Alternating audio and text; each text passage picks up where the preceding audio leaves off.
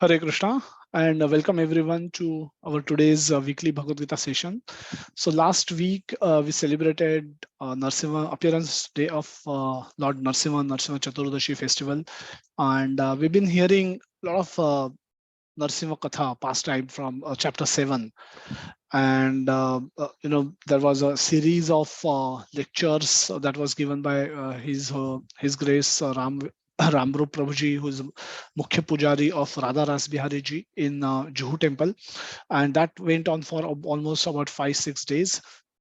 Yesterday also we heard beautiful narration of entire Leela by His Grace Krishna Premanand Prabhuji, who beautifully took us through the whole pastime, right from the beginning till the end, in a very crisp and very beautiful manner.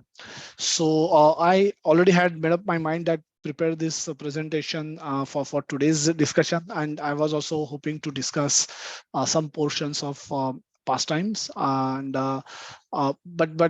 nevertheless, as Prabhupada has recommended, as Chaitanya Mahaprabhu has done, we should again and again try and discuss these pastimes and try and learn from these pastimes to the best of our ability. So there's no harm in again discussing these pastimes on this occasion of auspicious occasion of appearance of Lord Narsimha, and hence we decided to continue with our plan to hold today's session.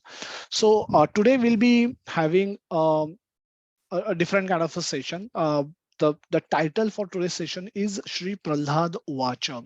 So we are going to look at all the verses spoken by Prahalad Maharaj, and I have prepared a set of questions on some of the important points that he brings up in his conversation with different people, and we'll try and discuss those questions. And therefore, I have requested everyone to be present with their um, microphones, proper microphones, and of course those who can't speak, they can feel free to use chat. I'll keep taking a look at chat box as well, but my preference will be to have everyone participate in the discussion. Let it be a free flowing discussion. We can raise hands if we can, but don't want to limit. Feel free to unmute. The objective is basically to allow everyone to speak, get a chance. Everybody, we should get a chance to speak. So please raise hands, and we can try and involve all 33, 34 of you, or whoever will come eventually. All of you should have a view on whatever questions that we will be raising and we will be discussing as part of today's session.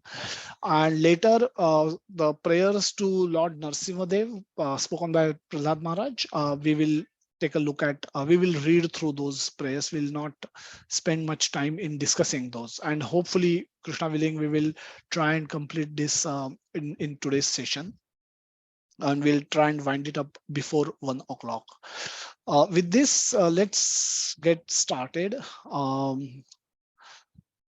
Yesterday, Prabhuji gave little background, and background is basically how did this pastime comes in Srimad Bhagavatam. This pastime is mentioned in Srimad Bhagavatam 7th canto, and how did this came into the how was what was the need that was felt to narrate this pastime, and who narrated it, and what was the occasion, what were the questions which led to the description of this beautiful Leela of Lord by Narad Muni.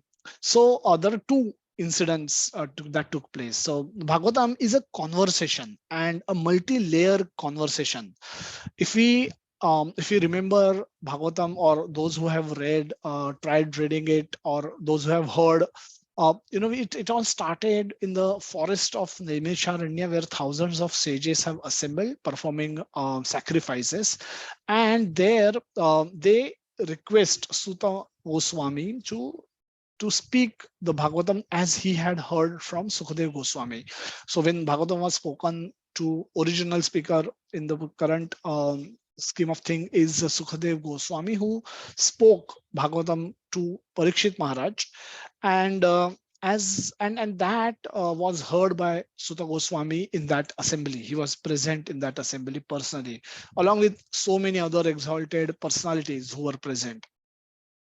So Shaunaka Rishi requested Sudha Goswami to narrate this entire pastime, which is most beneficial for the living entities of Kali Yuga.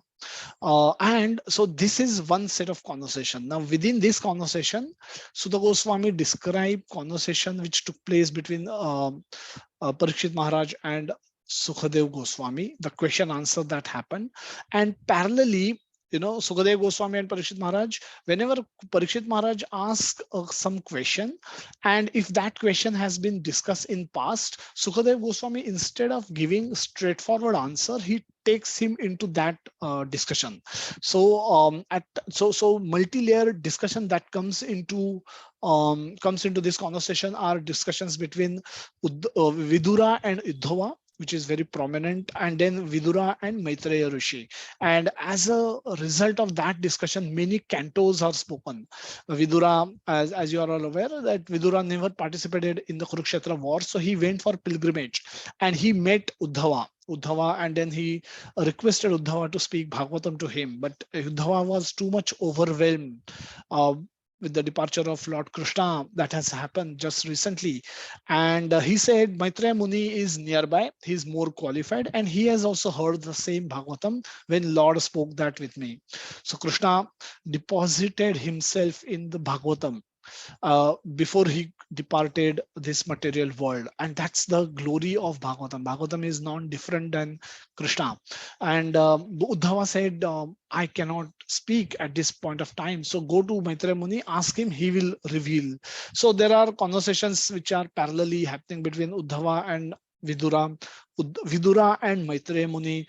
Then similarly, in this particular case, Parikshit Maharaj asked a question to Sukhadev Goswami, that he's been hearing various pastimes where Lord takes side of demigods. Lord is always trying to help demigods.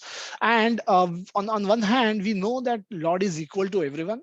And on another hand, we see repeatedly he taking side of demigods, and he is punishing the demons. So the doubt which came to Parikshit Maharaj's mind is that, is really God partial or he's impartial? Is he equal to all, or he's partial and gives special favor to some and don't give that same special favor to others? Does he take side of demigods deliberately?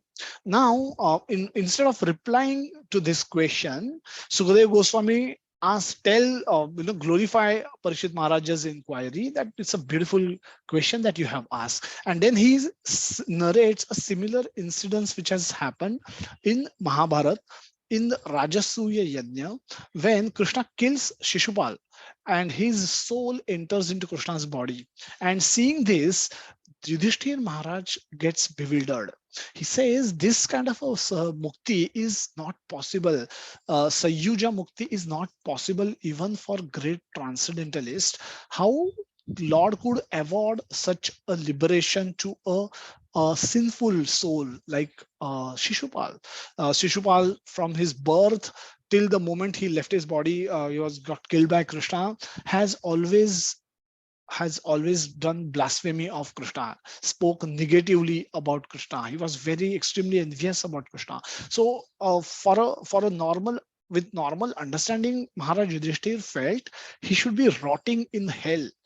Instead, instead of going to hell, he got a Sanyuja Mukti. Now, is this what kind of a Leela is this? So he inquired with Narad Muni that please explain. And Narad Muni, to explain this pastime, that is Lord really partial or is Lord really equal to all? He narrates this beautiful pastime of Hiranyakashipu and Prahlad.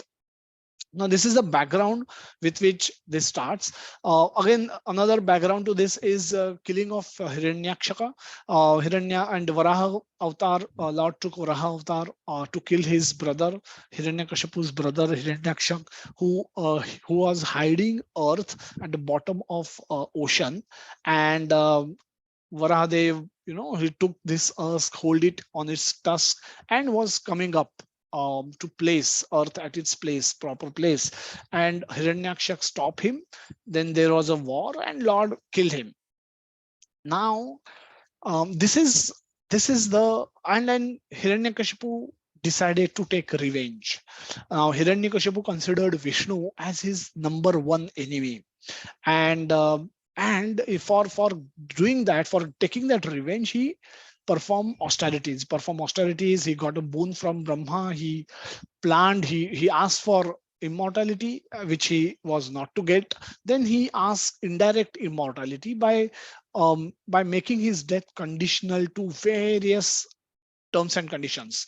So, and he thought probably he has covered it all, and there is probably no way that he can get killed, because nobody will be able to fulfill all these conditions simultaneously, and hence probably I'm as good as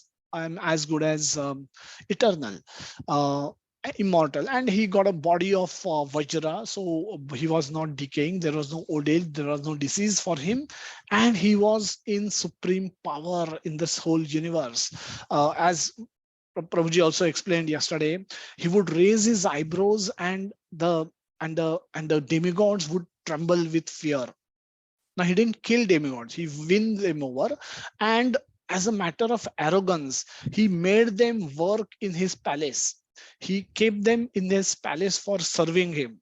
So all the demigods, he could have killed them, but he kept them at his service, and that way, he continued their dominance over their mental dominance also, not only physical dominance, but mentally also he was dominating them, and he is scaring them. So such was his power, unlimited, unrivaled, unquestioned power, and throughout the whole universe. And he probably felt that only Vishnu is someone whom he needs to take care of, and once that is done, then he is Vishnu. Then he himself can become the god.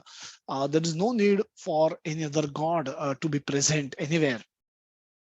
He had son Prahlad, who heard instructions from Narad Muni while he was in the womb of his mother. So Hiranyakashipu went to forest for performing austerities, and his wife was at the ashram of Narad Muni. Wife was getting kidnapped, dragged by the devatas who wanted to kill this son as soon as he's born. But Narad Muni intervened, and he said that this is a great devotee, Prahlad, who is in the womb of this Mata, and she's innocent, so you should not treat her like this. So immediately release her. Taking Narad Muni's word as a praman, Indra and other demigods, they circumambulated Mata, and then they left her in the custody of Narad Muni, and Narad Muni took her to his ashram. There he spoke instructions to the womb, to Prahlad in the womb, and while she also heard, but she, because of her dull intelligence, she couldn't really understand a lot of it. But Prahlad heard attentively. He not only heard attentively, he understood it everything. And then when he was born as a pure devotee at the age of 5. He was sent to the Gurukul, and after returning from Gurukul, he came back, and as a matter of he came back after completing his Gurukul term, and went to see his father. And his father asked a very casual question, that that you've been attending Gurukul, must be studying a lot of things. So tell me, what is the best of all subjects that you have studied? Tell me something about that. And Prahlad spoke philosophy. Prahlad, he never expected anything like this from a 5-year-old boy, where he probably would have, I like playing, I like warfare. He's a kshatriya, he's a demon. He's a kshatriya, he's a demon. So warfare is something that he expected Prahlad to start learning right from this age. Politics is something that how to extract best out of people, how to motivate people, how to control people, how to manipulate people, how to work on the economic side, and these are the things that he was expecting to teach Prahlad in the Gurukul. This Gurukul was operated by Shukracharya. Shukracharya is a Kulguru of demons, and he was not present, so his sons were taking care of Gurukul, Chanda and Amraka. and Hiranyakashipu's son was studying. So when asked this question, Prahlad gives a very cheeky replies. And again, we should pay attention to all the replies given by Prahlad Maharaj to Hiranyakashipu's questions. And at different stages, this conversation happens in 7.5, 7th canto, 5th chapter. The initial discussion takes place where, the first time Hiranyakashipu asked this question to Prahlad that, can you explain me what are you learning in your school? And Prahlad gives a very unexpected reply. We will go through these replies, and then we'll simultaneously go through some questions as we go along. And I'll expect everyone to raise hand and participate, answer, help me answer these questions. So Prahlad Maharaj takes 5 replies. O best of the asuras, king of demons, as far as I have learned from my spiritual master, any person who has accepted a temporary body and temporary household life is certainly embarrassed by anxiety because of having fallen in a dark well, gruha andha kupam, where there is no water but only suffering. One should give up this position and go to the forest, Vana. More clearly, one should go to Vrindavana, where only Krishna consciousness is prevalent, and should thus take shelter of the Supreme Personality of Godhead. Now, this is not purport. This is translation of Sanskrit, what Prahlad spoke. A 5-year-old boy speaking with his father uh, about uh, about his explaining that anybody who is accepted temporary body and temporary household life, means he's talking about all of us, the grahasthas, is certainly heavily embarrassed by anxiety because of having fallen in a dark well. A dark well, griha andha kupam, where there is no water but only suffering. And he's advising Hiranyakashipu, you give up this position and go to the forest, which is Vana. And more clearly, Prabhupada elaborates that one should go to Vrindavan, where there is Krishna consciousness. So take shelter of personality of Godhead. Now, um, this is shocking for Hiranyakashipu, because according to Hiranyakashipu, he is that supreme personality of Godhead. He is supposed to be that supreme personality of Godhead. He considered himself to be the supreme, and this is not something that he had expected. So the first question, Prahlad Maharaj used a term here, Graha Andhakupam. How do we understand this term? What is this pessimistic or a realistic worldview of this material world? The first question we have is Graha Andhakupam mentioned in 7.5.5. What can we understand by this term? And is it a pessimistic or a realistic worldview? First of all, define the term. Why do we really understand this material world as Andhakupa, where there is only struggle, there is only suffering, or is there more to this world which probably nobody has understood? Prahlad Maharaj has not understood, but we have discovered. Why this is it really pessimistic view or a realistic view? Yes, Vikas Sharma Prabhuji. Hare Krishna Prabhuji, Dandavat Pranam. Hare So Krishna. the view taken by Prahlad Maharaj is absolutely a realistic view, that as it is also in line with as Krishna gives definition to this world, that Dukhalyam as Shashvatam and Anityam as Sukham Lokam. So Gram Andhkupam is that everyone is busy in this materialistic world, just satisfying either his senses, or he is busy about his aham ma mameti, that either I'm worried about myself or about my belongings or about my relatives or about my society. So ultimately, everything is just revolving about me and mine. And there is the worldview is not showing us the actual path which goes towards Lord Krishna, so that we can elevate ourselves or we can uplift ourselves. So in this temporary and this Dukhalyam world, we are trying to find something permanent, and which is not available here. and that is why Prahlad Maharaj is saying this well, that this is Gram and Gupam, and where there is no water, this is a dark well, and where there is no water, and that water is actually the Krishna consciousness, and that is not really available actually in this materialistic world. Yes, Prabhuji, Hare Krishna. That is my Hare Krishna. Yeah, Hare Krishna. Yeah, anybody else would like to contribute to this? Prabhuji made few points that there is a struggle. Dukhalaya Shashvatam. Krishna also referred to this as Dukhalaya Shashvatam in the Bhagavad Gita. And so this is Bhagavad Gita and Bhagavatam actually goes hand in hand. It's a parallel commentary because Bhagavad Gita speak about a law and Bhagavatam show a case study where that law is practiced. Because Hiranyakashipu, despite of having so much power, he's unsatisfied. He is unhappy. Now, there is Hiranyakashipu is a dream of a materialist man, a dream come true for a materialist man who wants to enjoy, whose only goal of life is to enjoy. Now, Hiranyakashipu, what he didn't had, he practically had everything, and despite of that, he was unsatisfied. And if Hiranyakashipu can be unsatisfied, Hiranyakashipu can feel dissatisfaction or sorrow. There is dissatisfaction for him. Then what to speak of others who have so much less than him? Normal grahasthas don't have opulence of that of a Hiranyakashipu. So it's obvious that if Hiranyakashipu, after having so much, if he is going to be dissatisfied, then a normal grahastha, what to speak of a normal grahastha?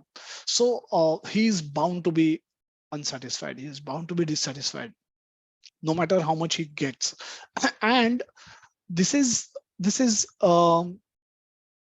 this is this there are a couple of chats which say this is a realistic view.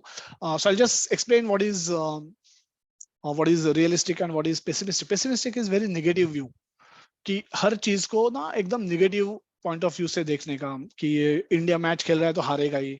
So everything is to be looked at as a negative. Now pessimistic and realistic is something that is real. Now if you happen to be a doctor, if you get a blood report from a patient which shows sugar of 150, and if you start telling about the ill effects, that if the patient doesn't become cautious, and then what ill effects he can have, how his health can deteriorate further. Now this is realistic. The doctor is supposed to do this. You don't have to say that your doctor, you are too negative. Don't be positive, doctor. They said you are already enough positive.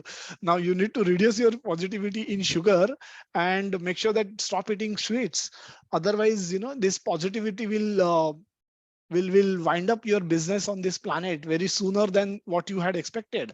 So now that is realisticness. This is realism by a doctor. Doctor can't give false hope, can't lie to a patient that it is 150 but it is okay, you continue eating sugar whatever quantity you want. Oh, that will be a great disservice by a doctor.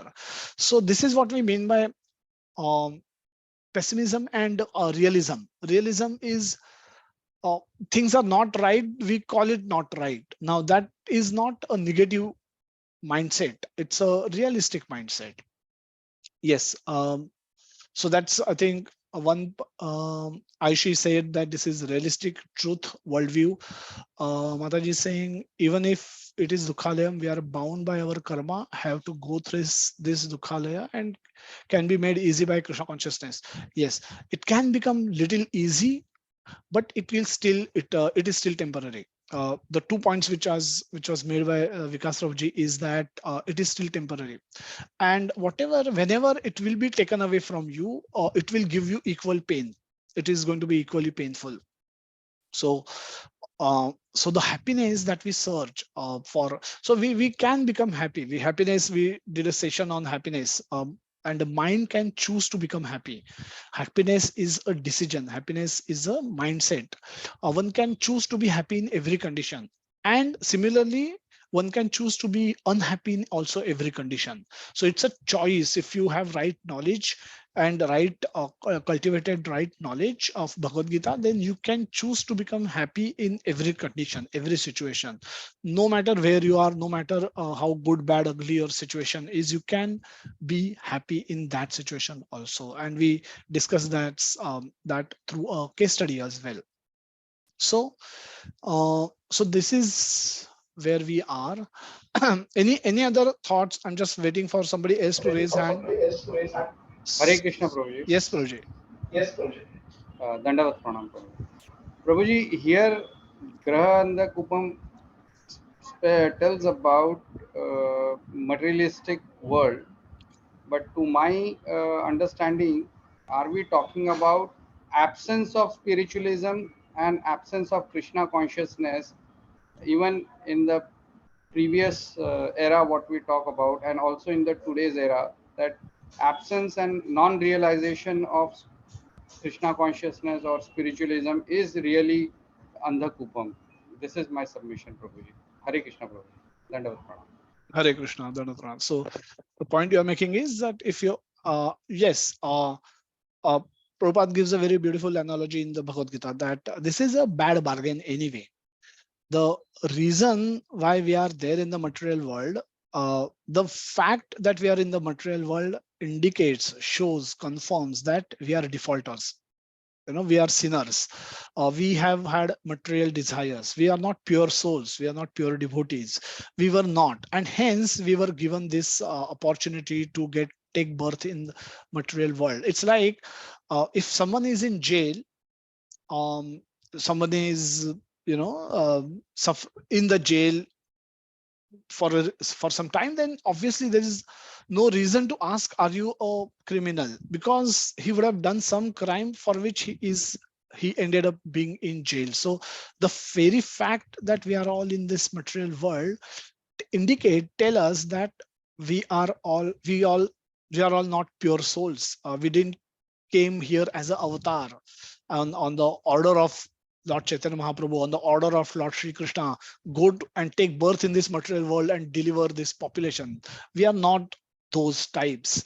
So we are not avatars. And hence, obvious reason is that we goofed up in our spiritual practice in past.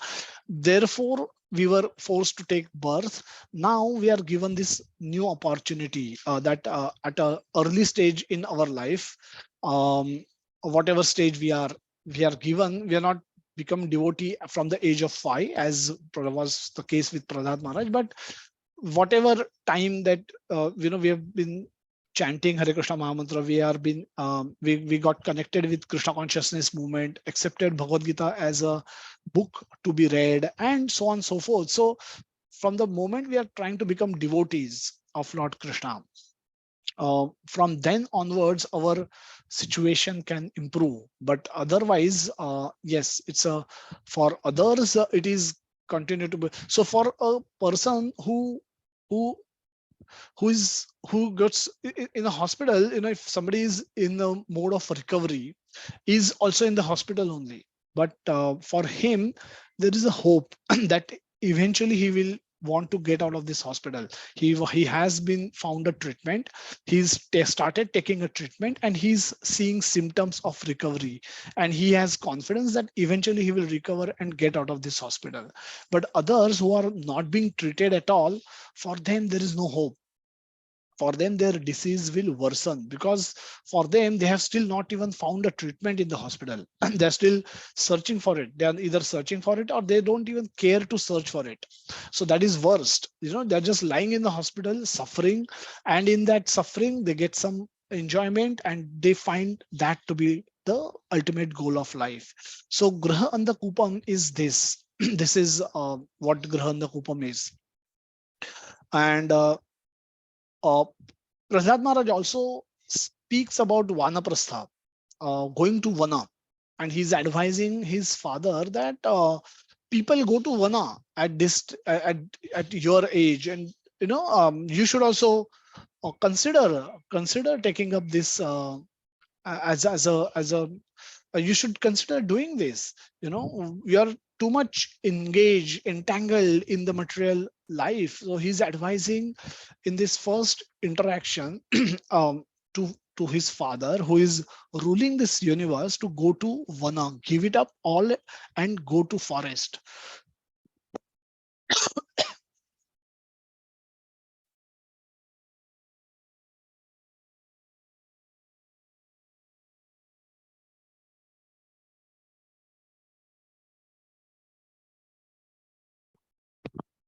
Something very significant. Is this relevant today? Vanaprastha, is this relevant today? And if it is, then how it can be practiced?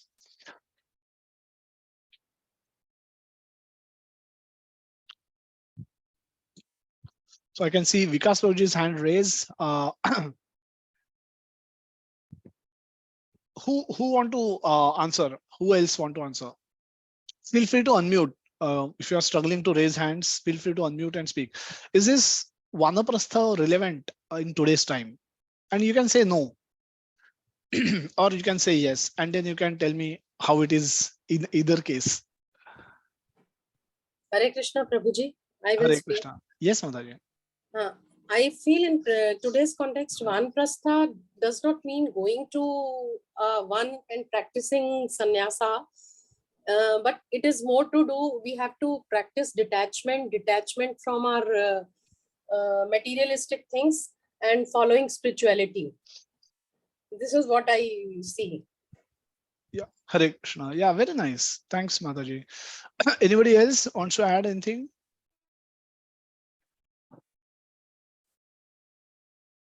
Hare Krishna, Prabhuji. Harish Prabhuji, yes. Yeah. I personally feel it is not possible. I mean, it is not practical to go to one and do the puja and everything, totally detachment from the world.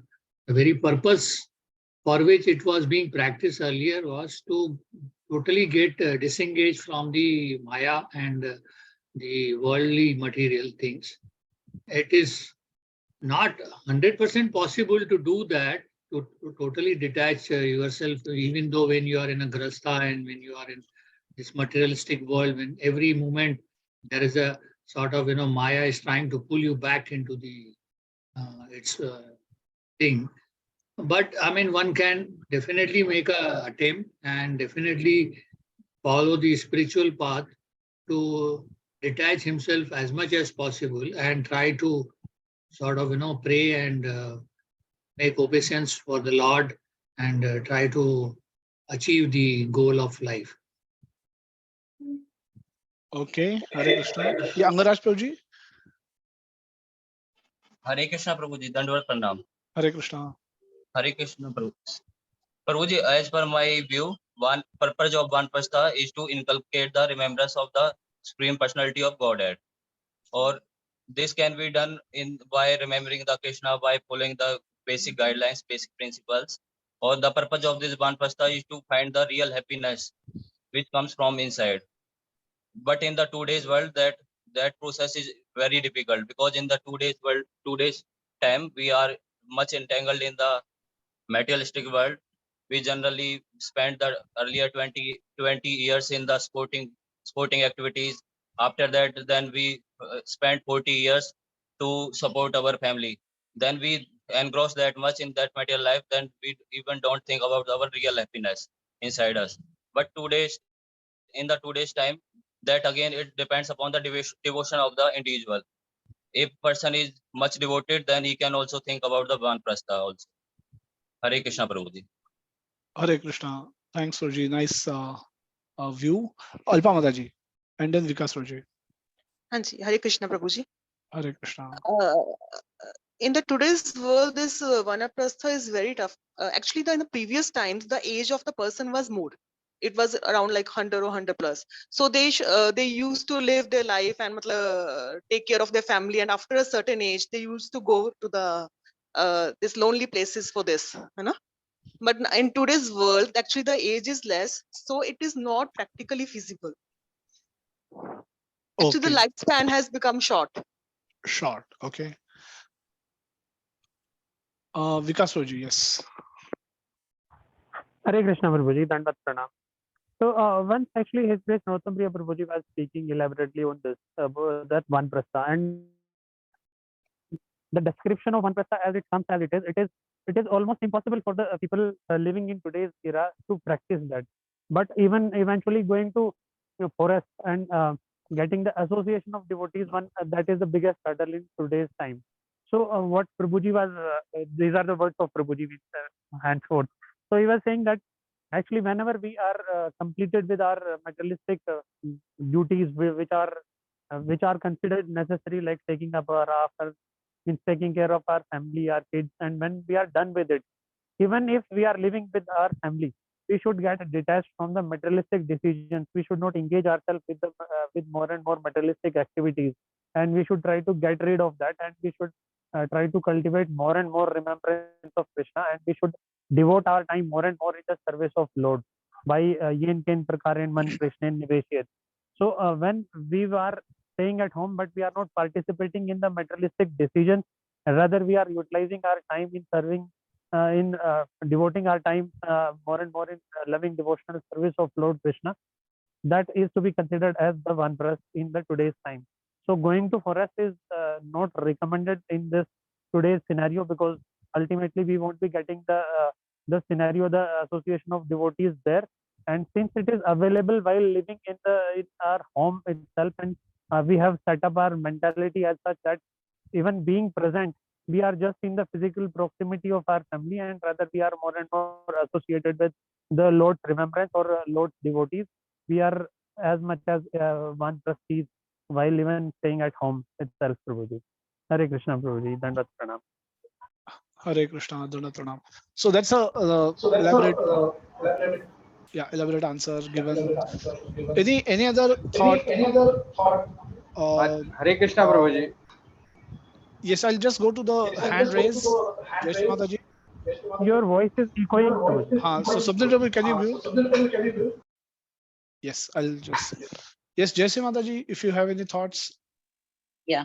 Hare Krishna, Prabhuji, Dandavat Pranam.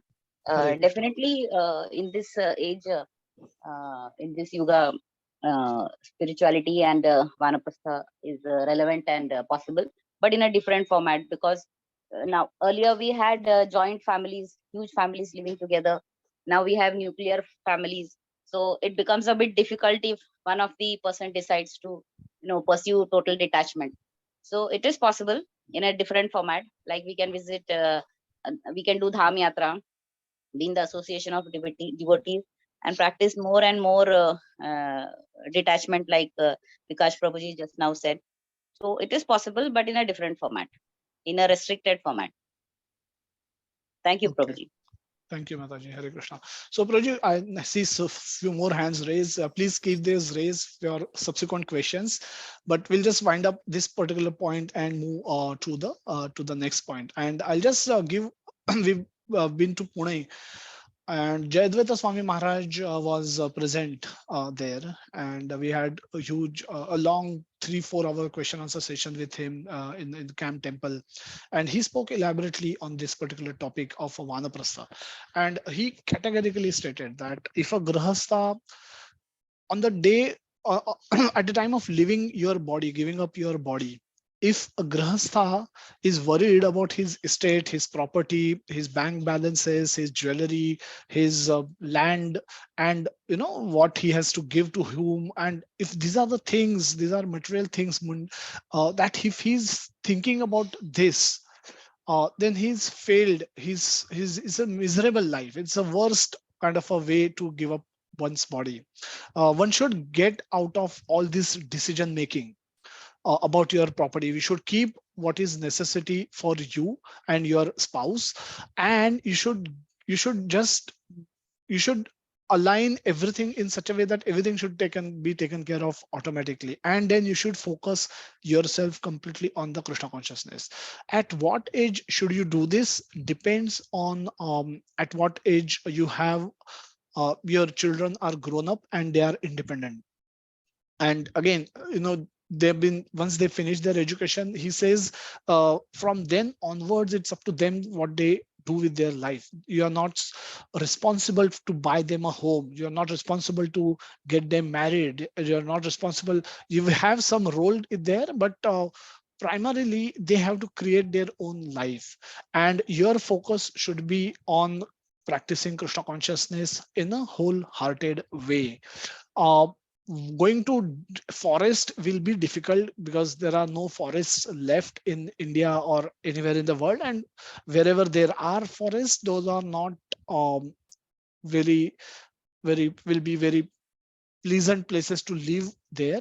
But what forest also implies is that you're away from your home, and which means in a in a temple, we have devotees who are occupying spaces closer to the temple so that they can devote themselves to the service of those deities completely. The husband wife, they spend whole morning 4 or 4:30 till evening 9:30, they are in the temple doing various services.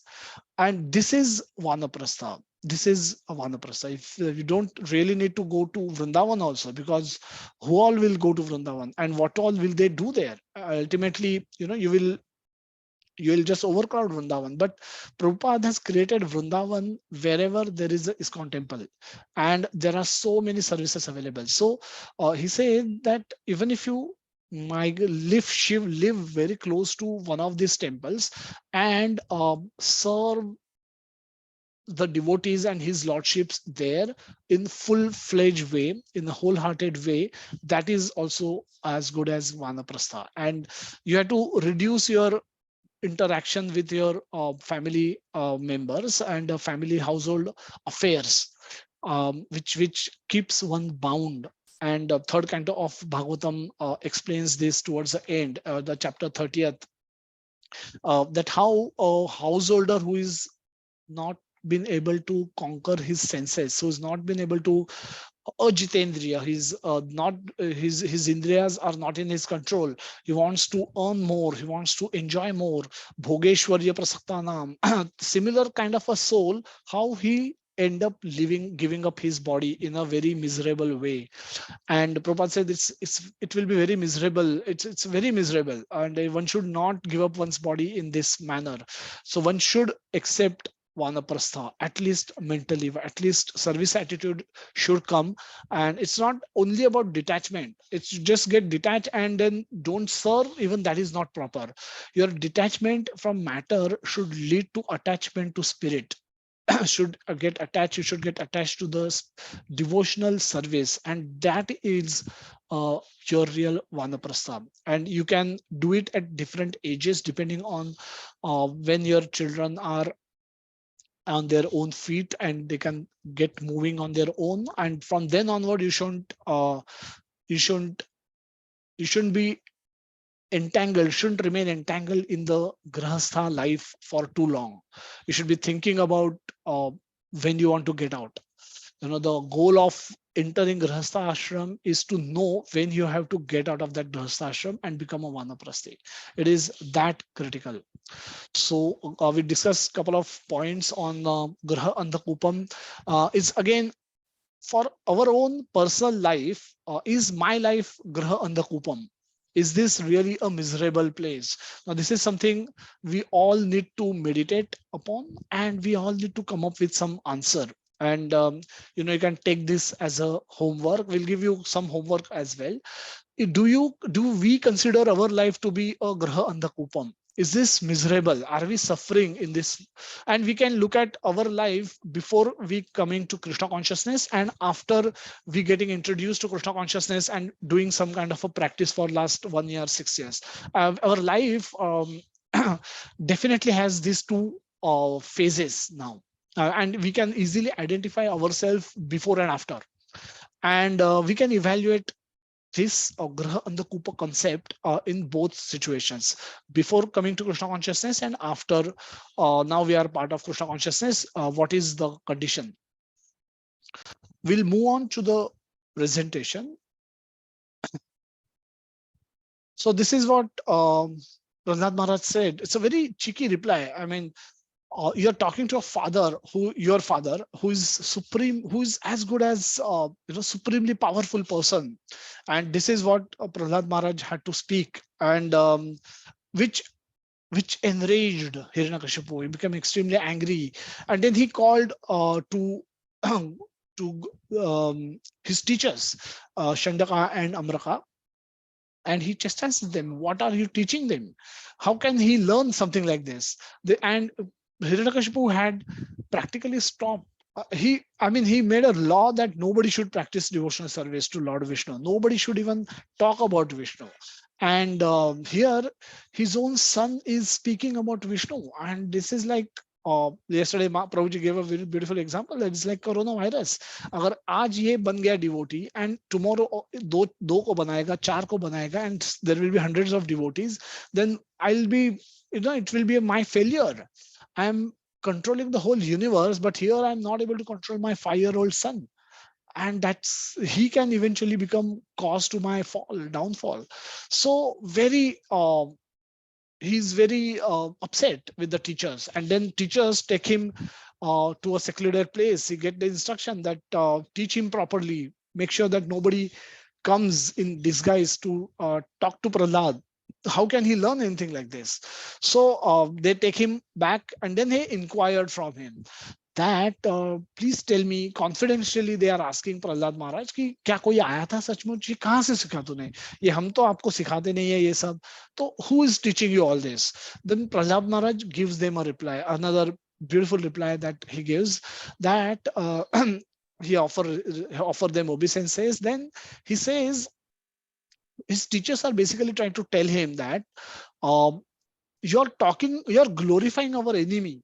You're asking your father to go to Vrindavan, take shelter of Lord Hari, which means Hari, the same Hari who is our enemy. Why you are taking his side? You should be on our side. You are son of Maharaj Hiranyakashipu. So Prahlad Maharaj replies that uh, whose everything is there because of the external energy of Krishna, the energy of Lord, and by whose external energy has created the distinctions of my friend and my enemy by deluding the intelligence of men. Indeed, I am now actually experiencing this, although I have previously heard it from authoritative sources. Further, he explains that when the Supreme Personality of Godhead is pleased with the living entity, because of his devotional service, one becomes a Pandita and does not make distinction between enemies, friends, and himself.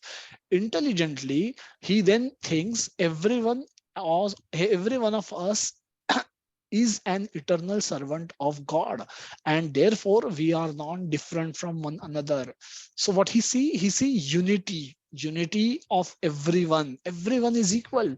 So there is no Brahmana, there is no Shudra, um, there is no dog, no cat, no elephant, no tiger.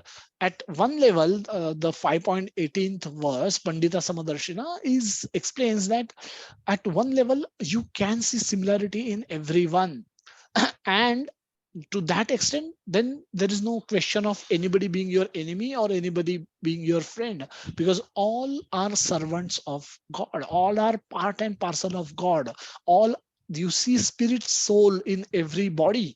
The body's outer form can be different, but everyone is nothing but a spirit soul, and that to that extent everyone is part and parcel of same Krishna, and therefore everyone is one. 13th verse, Prahlad Maharaj further says that person who always think in terms of enemy and friend are unable to ascertain the super soul within themselves. So not to speak of them, even such exalted persons as Brahma, who are fully conversant with the Vedic literature, are sometimes bewildered in following the principles of devotional service. Text 14. O Brahmana teachers, as iron attracted by a magnet stone moves automatically towards the magnet, my consciousness, having been changed by his will, is attracted by Lord Vishnu, who carries a disc in his hand. Thus, I have no independence. Uh, we'll go to the next question, question 3. And those who raised hand, I'm happy. Please continue raising hand. I'll ask you first. Question 3 we are discussing right now is in these 3 verses, what Amraka and Chandaka are telling Prahlad Maharaj is very simple fact that why we consider Vishnu as as our enemy is simple, because he killed your uncle.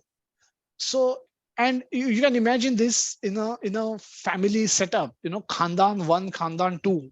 There's so many movies made on this topic कि खानदान 1 से कोई खानदान 2 का किसी elder को murder कर देता है, and then there is a rivalry between these two khandan. They decide to not to speak with each other. They don't meet their eyes, or even if whenever they come in front of each other, they carry guns, they fight with each other. Because of this, because of this rivalry, they say that you should not give our daughters to this khandan, because their persons have killed our so and so. Now there is a rivalry, there is eternal dushmani between these two khandans. There's so many movies, Qayamat se Qayamat tak, and so many movies are made on this topic.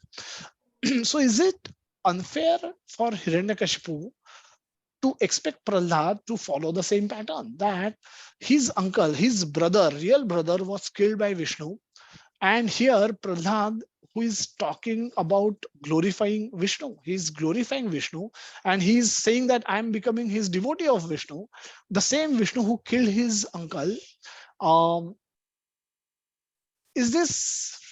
Was it not fair on part of Hiranyakashipu to expect Prahlad also to hate Vishnu, because Vishnu is the killer of his brother? What are your thoughts on this? So Payal Mataji, please unmute and speak. I saw your hand was raised earlier. So this is a question for you. Hare Krishna, Prabhuji, Dandavat Pranam. Hare Krishna.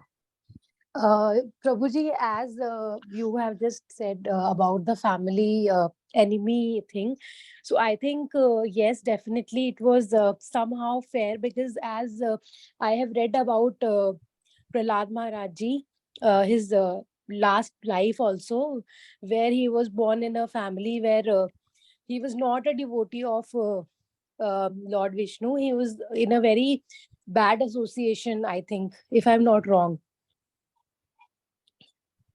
No, he fasted. There is a pastime. Yeah. He fasted. He Yeah, fasted, he and was with a then woman, and then he yeah. got Asura family birth. But that is different. I'm saying, if someone has take it to the real life situation. If we have a family, our neighbors have a family. If our family member has killed one person from the other family, and obviously there will be rivalry, there will be dushmani Yes, between the two Prabhuji. Yes, families, Prabhu, definitely. and then you will be told that don't look that, don't even look in that direction. Our Exactly right. dushmans live there. Exactly right. So it is, Are yeah, these it's very normal. is it not normal? Is it not what? That's the same thing that people are expecting, right? The Chandaka and Amraka, they're telling, what are they telling? They're saying Vishnu is our rival, Vishnu is our enemy because he killed your uncle. So is this, what is wrong in it? I mean, let's put it this way. Sir, but Prabhuji, I think they are not able to see Vishnu as the supreme personality of Godhead here, and they are looking at it on a very different point of view. Na? They are looking at it on a materialistic basis. On a materialistic basis, they're not looking beyond that.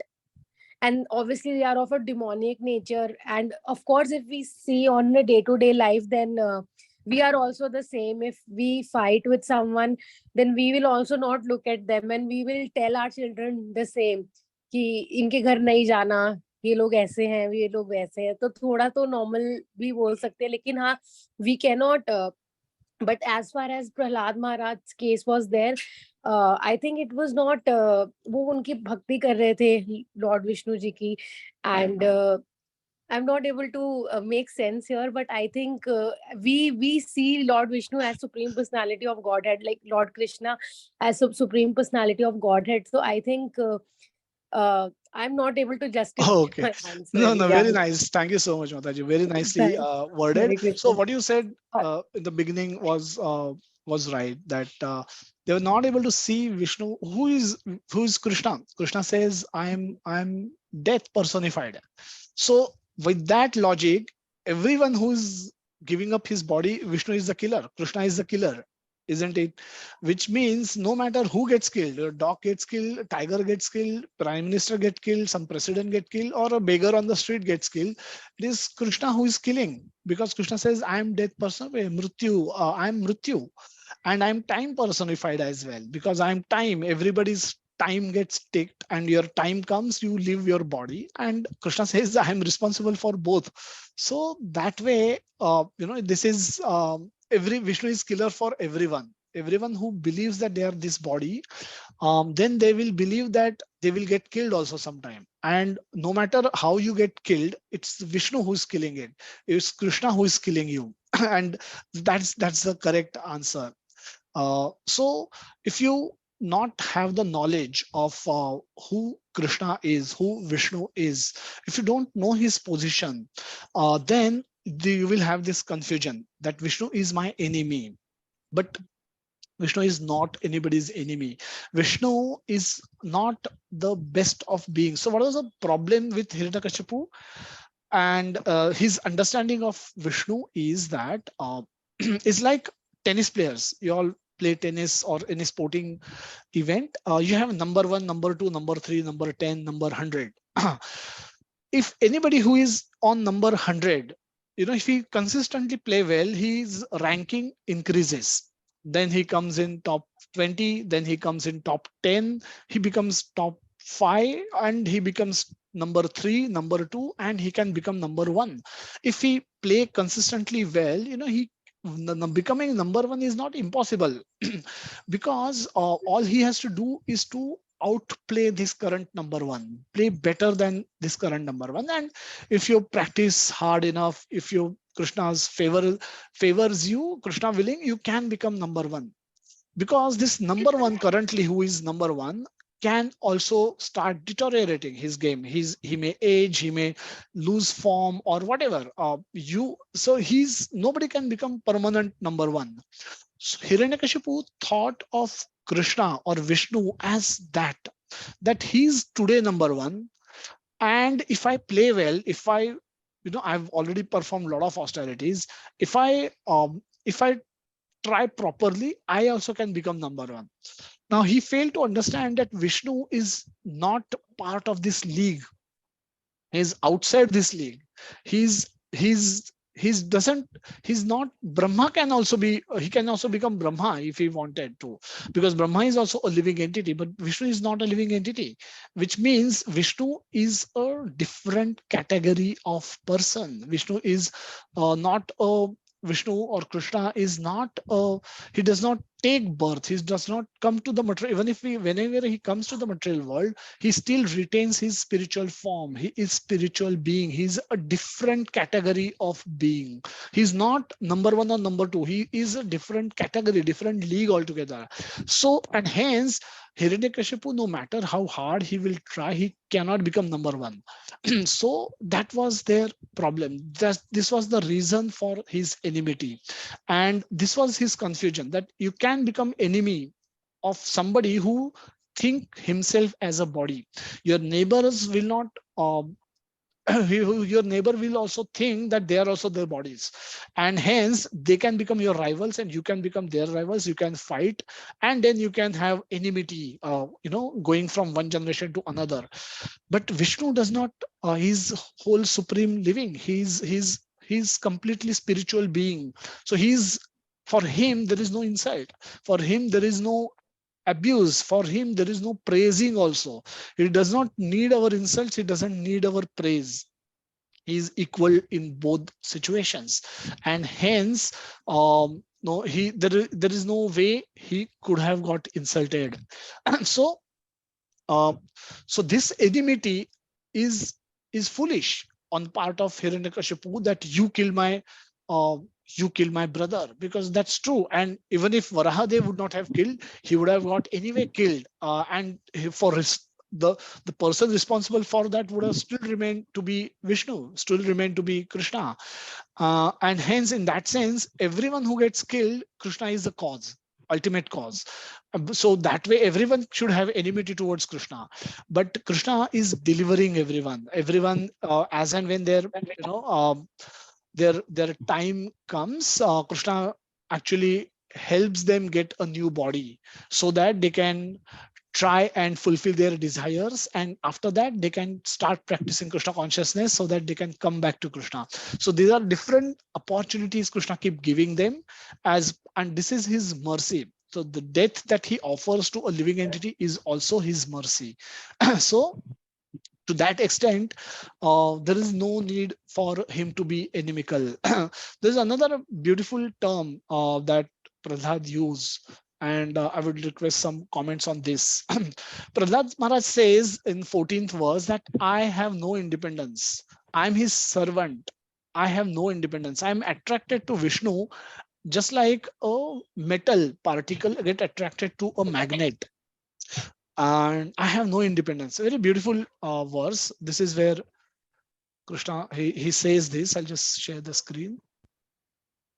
I have no independence. There's text 14 where Krishna says, where Prahlad Maharaj says that I have no independence, and he gives the example of a magnet that gets attracted towards a metal particle getting attracted towards magnet. Like that, it's helpless. So he says, I have no independence. Or can somebody explain what he means by this?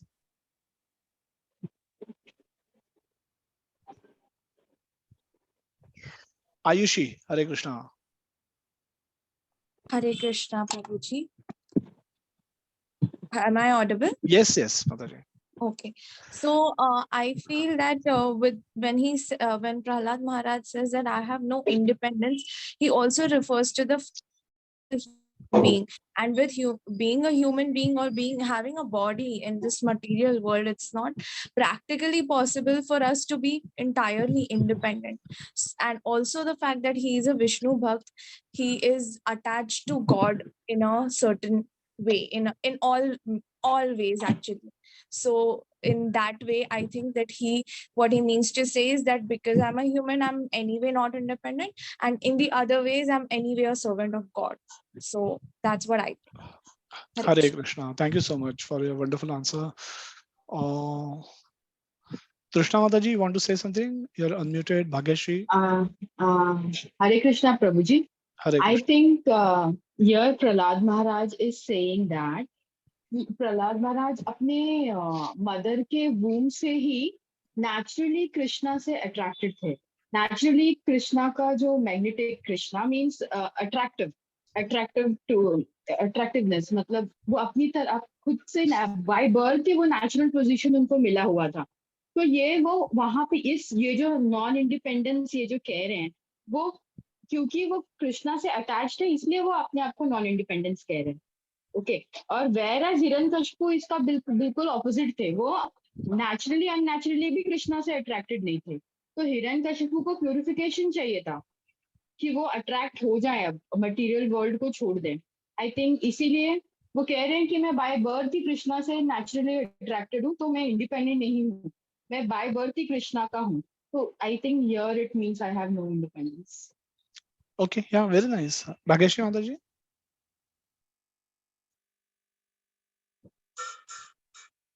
Prabhuji, Hare Krishna. Hare Krishna. Yeah, like adding to the Mataji who spoke just now, Yes, Prahlad Maharaj ji is not independent because he has already surrendered and submitted himself to Krishna. So that may be the reason he is saying that he is not independent. He always attracted and submitted and surrendered to Krishna. Thank you. Hare Krishna. Raseshwari Mataji and Nupur Mataji after that. Yeah, Prabhu, Hare Krishna, Prabhu, Dandavat Pranam to you. Hare Krishna. Prabhu, just like all the limbs of the body cannot enjoy independently. They have to be like go in alignment with the stomach. So the stomach is like, the main is Krishna. We are the part and parcel of Krishna. We cannot enjoy independently. We can enjoy only when we consider, we do everything for the pleasure of Krishna. We need to keep checking in. Whatever I'm doing, will my Krishna be happy with this? So only when Krishna is happy can we be happy. We are fully dependent on Krishna. And everything we are dependent on in the material world, like the sun, the heat, the fire, the water, everything is the energy of Krishna. So how can we be independent of Krishna? It's impossible. Hare Krishna. Yeah, nice point, Mataji. Thank you so much. Nupur? Hare Krishna Prabhuji, Dandavat Pranam. Am I audible, Prabhuji? Yes, yes, absolutely. Yes, Prabhuji. So here I think Prahlad Maharaj is pointing towards that he has a spontaneous attraction towards Krishna. That there is no ahetuki apratihata. That kind of bhakti he has for Vishnu. So there is spontaneous attraction from towards Krishna, and because of the association and mercy of Narad Muni, he has a spontaneous attraction towards Krishna. And then he asks his father, how are you not able to attract yourself towards Krishna, just like how I am? So I think he has a spontaneous attraction towards Krishna. That's why he's saying this. Hare Krishna Prabhuji, Hare Dandavat Pranam. Krishna. Very nice point. Spontaneity, yeah, absolutely, is unstoppable. I'm not, I'm not trying, but I'm just naturally attracted towards Krishna. Very nice points. Angaraj Prabhu and then Vikas Prabhuji. Hare Krishna Prabhuji, Dandavat Pranam. Yes, Prabhu. Prabhuji, as per my view, the view taken by the I am no independence, I according to that, Prabhuji, the awareness of the Prahalad Maharaj Ji was awakened to that level. He has the so much devotion, so much love that doesn't entirely depend upon the self endeavor.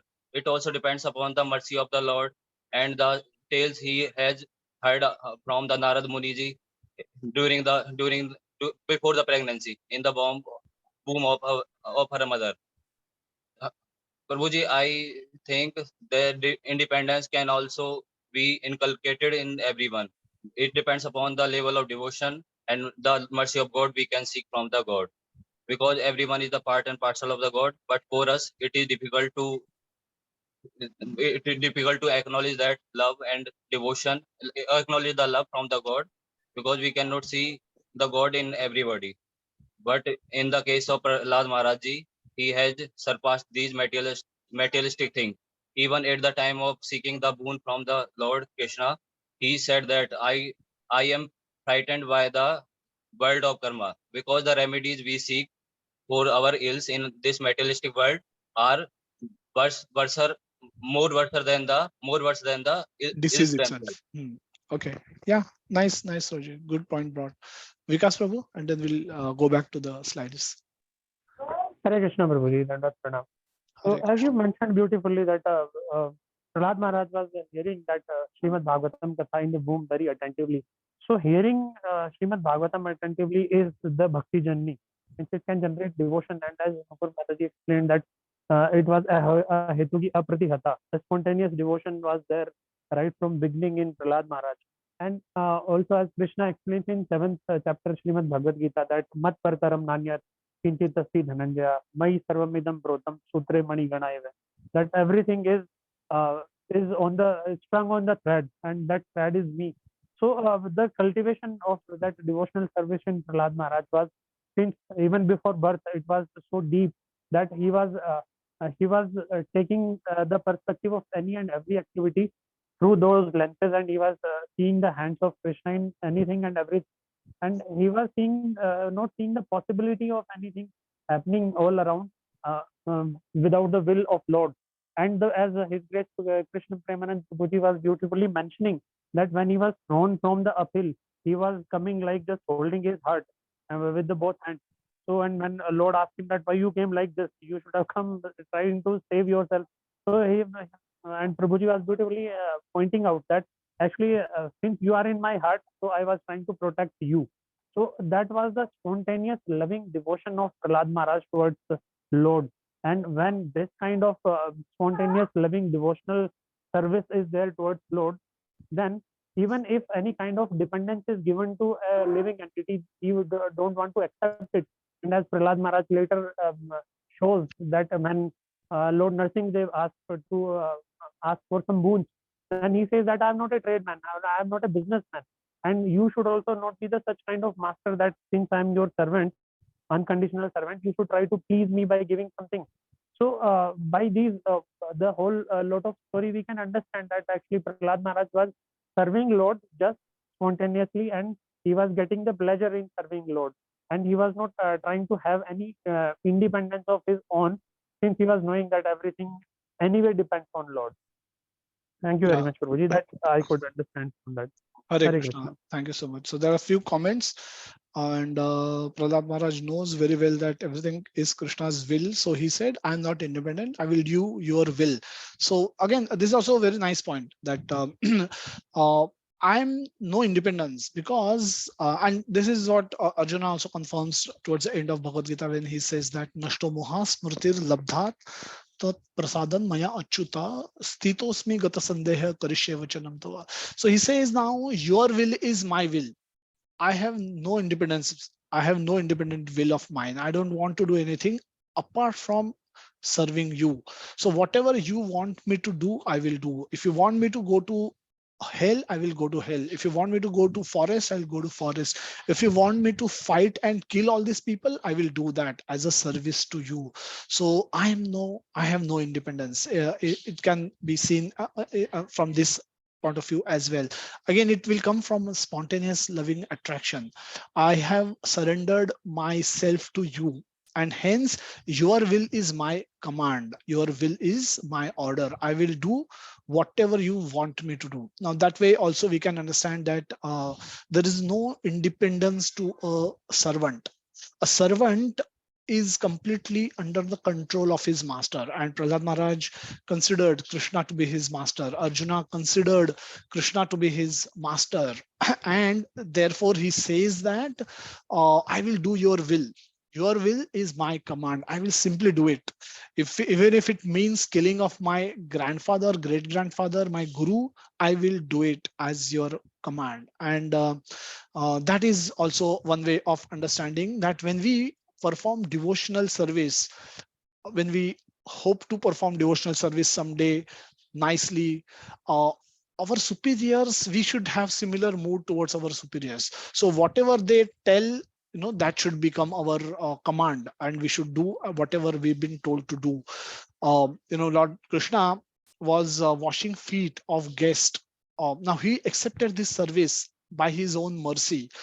But if we are given that service in some program, in some temple program, we should accept it. If it comes from our superior, we should accept it. This is how it can be understood that a servant wants to serve, and devotional service is practical service, which means whenever we are given a service, we should try to do it to the best of our ability. Now this is a practical aspect of this instruction, that we should have no independence to be maintained when we seek service from our seniors. And whatever service we should get, we should try and do it to the best of our ability. We shouldn't think कि मैं इसमें अच्छा नहीं हूँ, मुझे वो मिलना चाहिए था, मुझे वो देते तो अच्छा होता, ये सर्विस मैं अच्छे से कर पाऊंगा, or whatever. We may have different views, and then we are not independent. We are trying to somehow retain our independence. But when we are in service, we should not retain our independence. We should become dependent fully on our master. In our case, it can be our spiritual master, our seniors, our guides, our mentors. We should be fully dependent upon them. Now that is how we can apply this instruction in our practical life. Moving on, Hiranyakashipu, Prahlad came back after next term. By that, Hiranyakashipu was hoping that he would have learned something nice. Again, he repeats the question and he gets another cheeky answer. Cheeky means intimidating answer. He asked the same question: whatever you think is the best of that knowledge, tell me. And then Prahlad Maharaj give him a list of Navavidha Bhakti, that hearing, chanting about transcendental holy name, form, qualities, and paraphernalia, and pastimes of Lord Vishnu, remembering them, serving the lotus feet of the Lord, offering the Lord respectful worship with 16 types of paraphernalia, offering prayers to the Lord, becoming his servant, considering the Lord as one's best friend, and surrendering everything unto him. In other words, serving him with the body, mind, and words. These 9 processes are accepted as pure devotional service. One who has dedicated his life to the service of Krishna through these 9 methods should be understood to be the most learned person, for he has acquired complete knowledge. Shravanam Kirtanam Vishnu Smaranam Padasevanam Archanam Vandanam Dasyam Sakhyam Atmanivedanam Iti Punsa Pita Vishnu Bhaktischa Navalakshana Kariyeta Bhagavata Dha Tad Anya Thita Muttamam. So,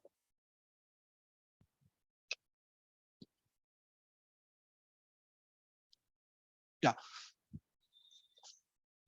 29th verse.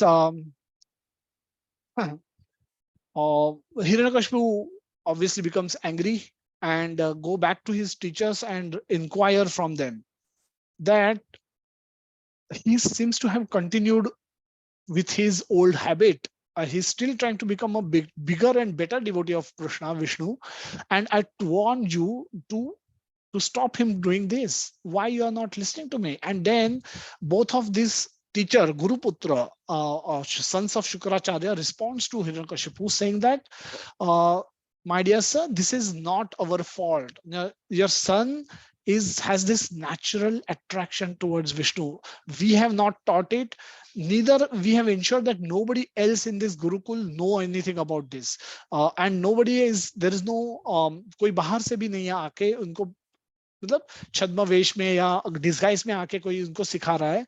Your son already know it and I don't know, he has not told us from where he has learned it, but he seems to have known this maybe from his previous birth, or he seems to be knowing it.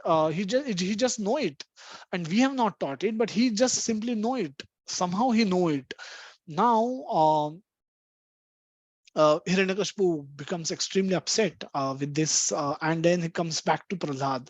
He says that, you rascal, most fallen of our family, if you have not received this education from your teacher, where have you got it from? And text 30th, Prahlad Maharaj gives another cheeky reply, another intimidating reply to Hiranyakashipu. And he says, he used the third person sense. He doesn't say that your mind is uncontrolled. He says those, because of their uncontrolled senses, because of whose, he doesn't refer directly to his father, but Hiranyakashipu is smart enough to understand that he's talking about him. So Prahlad Maharaj says that because of their uncontrolled senses, persons too addicted to materialistic life make progress towards hellish conditions and repeatedly chew that has already been chewed. Their inclinations towards Krishna are never aroused, either by the instructions of others or by their own efforts or by combination of both. Punah punascharvitam charvanam. Chewing what has already been chewed. It's a big statement. We'll go back to some questions. What is happening here is, in this entire kingdom of Hiranyakashipu, Prahlad is the only devotee. Prahlad is practicing devotional service alone. He is completely lonely as far as devotional topics are concerned. He has no guidance because the demigods, even Narad Muni was in service of Hiranyakashipu, was not talking about devotional service. Whatever instructions that Prahlad Maharaj has received were when he was in the womb, not afterwards. Afterwards, uh, there was no there was no devotee association that he got. So he was all alone, maintaining his devotional service, maintaining his bhakti, and growing in bhakti. Not only maintaining, growing in bhakti. So in the whole empire of Hiranyakashipu, he was surrounded by many people, many of his friends, relatives, kingsmen, his army, and everybody. So many people were there, but in between all of them, he was alone. He was lonely because there was nobody was able to understand his mind. Nobody was able to share his ideas that devotional service is so supreme. Krishna is so beautiful, Vishnu is so attractive, and doing devotional service is the goal of life. Now, this is something that we've been trying to do for last. Everybody must be trying to do this for last 1 year, 6 months, 2 years, 5 years, 10 years, whatever time we are in bhakti, and we are doing it in association of devotees. We are not like Prahalad Maharaj alone in the kingdom of demons, where everyone is having opposite mentality to devotional, anti-devotional mentality. And I am trying to become devotee. I am trying to maintain, protect my devotion to Lord Krishna. It must have been very difficult, isn't it? For somebody to become devotee and remain devotee in spite of all odds, or against all odds, against unfavorable condition of life. So let us discuss what are the challenges that we face in becoming a devotee and remaining a devotee in our life. uh, Prahlad Maharaj, we all know that he was not he was how he was practicing bhakti. He was remembering Krishna constantly, 24/7. He was completely dependent on Krishna. He was seeing Krishna in everyone. He knew that everything is a manifestation of Krishna's energy, and he knew that Hiranyakashipu has immense power. And if he but and Krishna and Hiranya and Prahlad was his heir. Had Prahlad agreed to act according to the instructions of Hiranyakashipu, he could have he would have been become entitled to the whole kingdom, which where the demigods are servants. Demigods are acting as your servants. I mean, such a tempting proposition, isn't it? That you just please your father, who is practically the supreme personality of this material world, and you also become like him, and you become the ruler of this whole planet, a whole universe, and with unlimited enjoyment, unlimited opulence. So what more should one desire for? But instead of doing that, instead of pleasing his father, he's busy pleasing Vishnu. He's making Vishnu happy. He's living life. He was living his life, whatever 5 years of a life, for the pleasure of Lord Vishnu, and at the cost of angering his father. He's calling him to be rascals. He's trying to kill him in every possible way. So for becoming a devotee, Prahlad is ready to pay any price that it may come for. He doesn't know yet that when his father will attempt to kill him, Vishnu will save him. But he has firm faith that if Vishnu wants me to be killed, let me be killed. If Vishnu wants to be saved, let me be saved. I am fully dependent on him. Whatever his will, that is my command. I have no independence. Now, in this mood, he continue to become a devotee. Our conditions are better, aren't they? But we still, at our own personal level, we all still face a lot of challenges, and they come from different angles, different parts, different areas.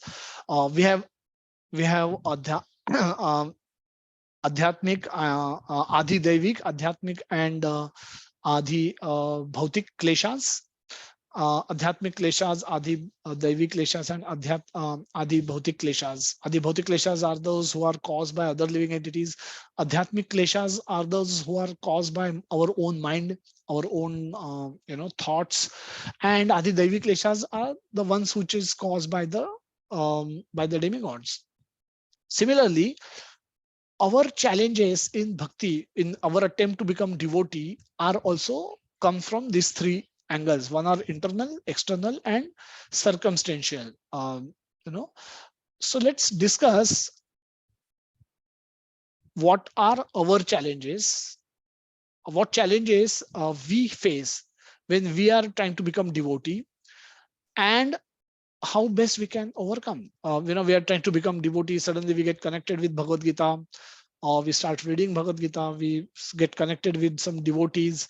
Devotees start telling us to join japa sessions in the morning, join reading sessions in the evening, follow regulatory principles, stop eating onion garlic, stop eating milk, stop eating the meat eating, stop alcohol, stop intoxication, and come for yatra. Suddenly, our whole lifestyle change. I know I was talking with one devotee yesterday. He said last 6 months, ever since we got connected with Krishna consciousness, our home has changed completely. Now everyone wants to get up. Everyone sleeps early because they want to get up early. They want to get up early because they want to chant. They want to chant. They only want to cook food which is offerable. Earlier is not that we were sinful. We were not sinful people. We thought we are very pious people even earlier. But now we are completely different. We are now completely Krishna conscious people. And we see this change very prominently in our home. And I'm very happy about it. The boy was expressing his happiness about it. And fortunately for him, the whole household became Krishna conscious. But all of us might not have all that luxury. So please describe what challenges we all face. We did not uh, we can give our own personal examples if you wish to, but we can speak in general also, that what challenges one face when they decide to become a devotee of Lord Krishna and practice devotional service, follow four regulatory principles.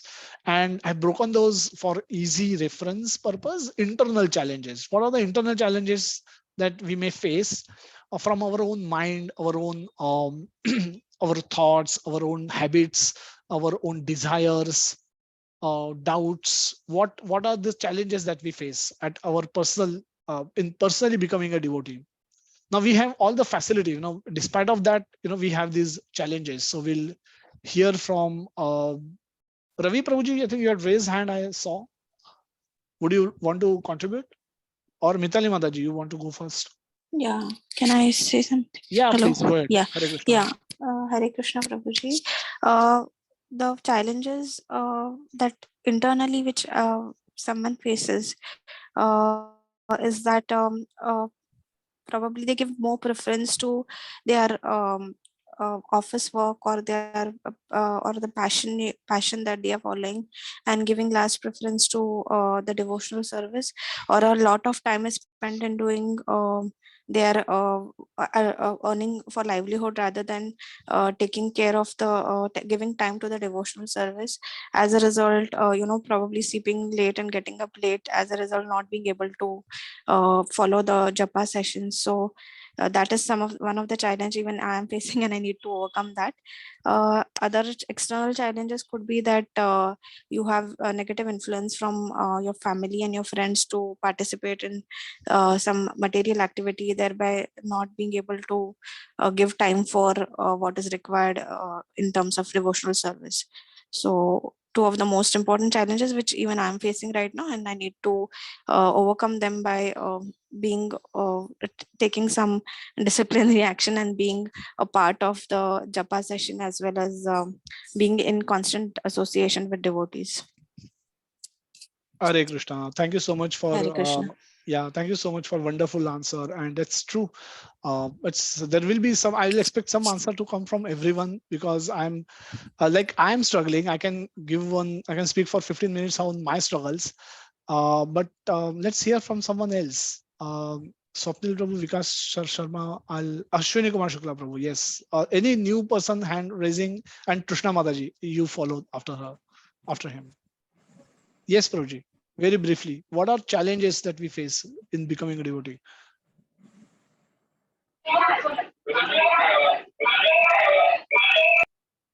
Ashwini Kumar Shukla Prabhuji, you are there?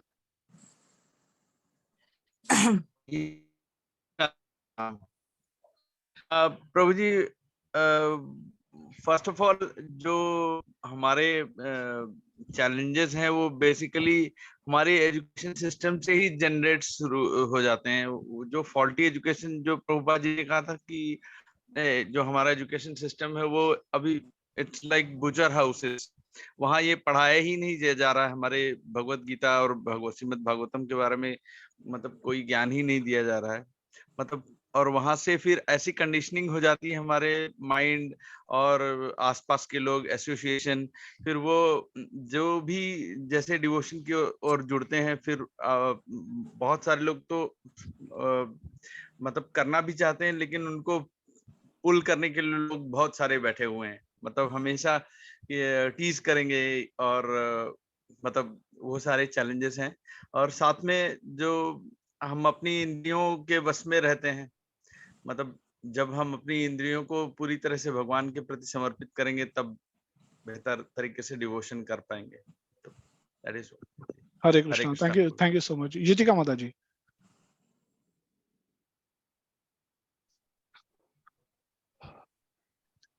Hare Krishna, Prabhuji, Dandavat Pranam. हरे कृष्णा, प्रणाम। Prabhuji, I would say that first of all, it's the first thing is waking up early, then keeping up with the schedule. Those are the main problems that comes first, because we have to join every day the japa session also. So sometimes the our college schedule, then we get busy with studies, then all the time it is said that we have to give priority to our studies first, we have to earn money. So society has been telling us a lot of things, and nobody ever focused on being spiritual or God realization. They always said that these things are not for us, they are for people who do not want to get involved with people, who do not like people. I've heard those kind of things a lot. And even if we are with friends, and if we start doing something different, like not eating something, uh, or if we have haven't tried any time alcohol, then even our friends whom we trust, they try to tell us that it's okay to do things like this, then our mind also surrenders to them because we trust them. So these are the problems that I think. Hare Krishna, thank you so much for sharing. Ashwini Mataji. Hare Krishna, Prabhuji, Dandavat Pranam. Hare Krishna. There are challenges like internal and external also, who have mentioned by other devotees before. External challenges are people always criticize you for doing the bhakti and spiritual. They means वो ऐसा बोलते हैं कि ये क्या जो कुछ काम नहीं है वो लोग करते हैं, ये आप क्या कर रहे हैं, ये जपा करना, गीता पढ़ना, ये गीता आज के लाइफ में अप्लाई नहीं होती, भगवत गीता, ऐसे भी बात करके थोड़ा सा आपको क्रिटिसाइज करते हैं, या फिर आपको मतलब ऐसा आपका जो है डिमोरलाइज करते हैं, डिमोरलाइज करने का। और अगर आप अपने बच्चों को भी ऐसा ये कर रहे हैं, तो कुछ थोड़ा सा एक्सटर्नली फैमिली मेंबर्स में भी रहता है और रिलेटिव रहता है कि ये क्या है, आपके बच्चों को आप क्या पढ़ा रहे हैं, वो कब पढ़ाई नहीं करेंगे, आगे नहीं जाएंगे, वो लाइफ में सेटल नहीं होंगे, आप अपने बच्चों को सन्यासी बनाना चाहते, ऐसा थोड़ा सा क्रिटिसाइज करते हैं प्रभु जी। तो वो थोड़ा फेस करना पड़ता है। इंटरनल चैलेंजेस तो रहते हैं, लेकिन जब आप ऐसा भक्ति करना चालू करते हैं तो इंटरनल चैलेंजेस इजी हो जाते हैं बाद में। मतलब मेरा तो खुद का है कि मैंने 6 मंथ से सब छोड़ दिया, सीरियल्स देखना, वेब सीरीज, कुछ भी मुझे वो अभी देखने का विश ही नहीं होता है। पहले जो एंटरटेनमेंट के लिए टाइम हम वेस्ट करते थे, वो तो अभी मैं कुछ भी वैसा नहीं वेस्ट करती। तो ऐसा थोड़ा थोड़ा उसमें से कवर होते हैं, लेकिन एक्सटर्नल चैलेंजेस को आप कुछ नहीं कर सकते, उनका पर्सपेक्टिव आप चेंज नहीं कर सकते, तो आपको वो थोड़ा सा ये मतलब आपको उस पर ध्यान ही नहीं देना, ऐसा लग रहा है, देना ही नहीं चाहिए। Yeah, very nice. Thank you so much for sharing. Latika Mandaji.